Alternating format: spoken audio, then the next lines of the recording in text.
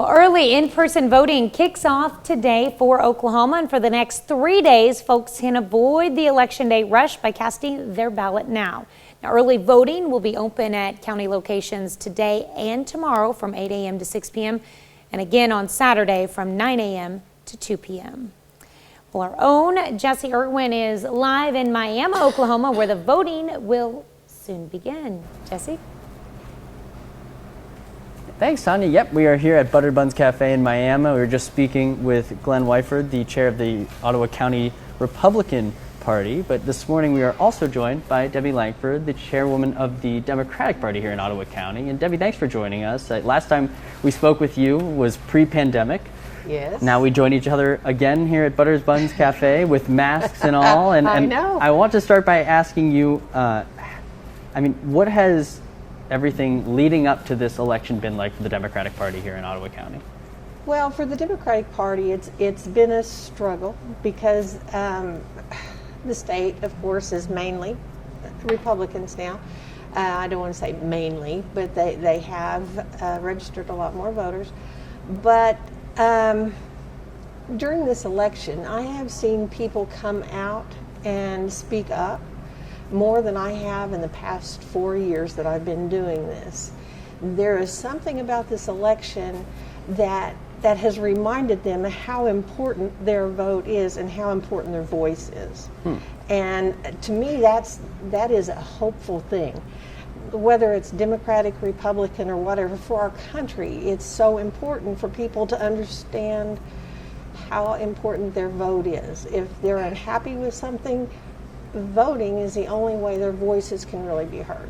What do you tell voters, Democratic voters, who are, or I guess Democratic citizens who are, looking to vote, but they say, we live in Oklahoma. Oklahoma hasn't voted for a Democratic nominee for president in decades. I mean, how do you still motivate them to get out there and utilize, exercise that right when they might feel like it's not being heard?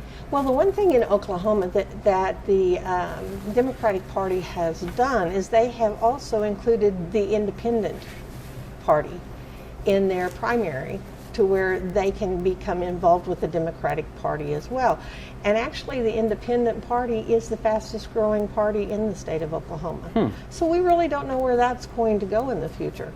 But for us, we have had more independents join us at our meetings when we were able to have them and our functions. And so when you're talking to the Democrats, even though we may be outnumbered, we realize that we do have the ability to draw in independents to vote with us as well. So while if you look at the numbers, Democrats, Republicans, they overwhelmingly have the registrations, but with the two others combined, there's motivation there. There's motivation to actually talk to people and try to figure out what it is that they want out of our government instead of bashing heads or not having conversations. That's the part in this that's missing, is actual conversations. Well, we appreciate you sitting down for a conversation with us about this, and we're going to continue to be covering the early voting that's kicking off this morning in Oklahoma. Thank you very much, Debbie, for your time. Everything kicks off this morning at 8 a.m.